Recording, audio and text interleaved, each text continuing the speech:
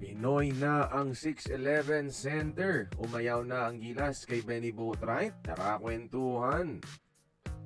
Good news mga idol, kakarating lang, aprobado na ng Senado ang naturalization ng 6'11 big man na si Malik Diouf mga idol. Meaning, isa ng ganap na Pinoy si Diouf, pati na rin ang Gilas Women's naturalized na si Elizabeth Means mga idol. Official na ang pagka-Pilipino nila.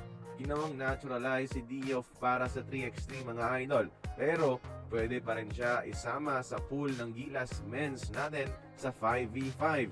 At eligible na siya ngayon maglaro bilang local para sa paparating na Asian Games. Kung magkakaproblema pa si Kai Sotto sa Asian Games sa commitment, ready itong si Malik Diouf mga idol na palakasin ng ating front court kasama si Angelo Kwame, AJ Edu, QMB, Mike Phillips at ang ating pambansang import na si Justin Brownlee.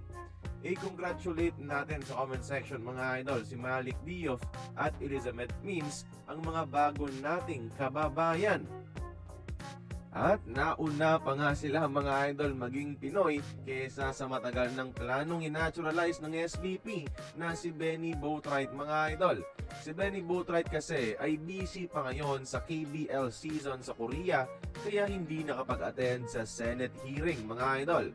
Later this year pa aaprubahan ng Senado ang kanyang pagiging Pilipino kung darating siya.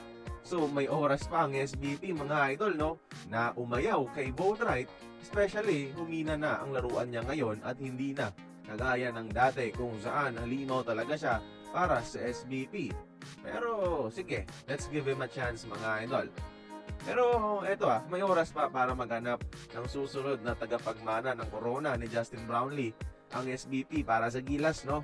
Kaya kayo mga idol, para sa inyo, gusto nyo pa rin bang maging Gilas naturalized player itong si Benny Boatwright ngayon? Join the conversation, mag-comment lamang sa ibaba.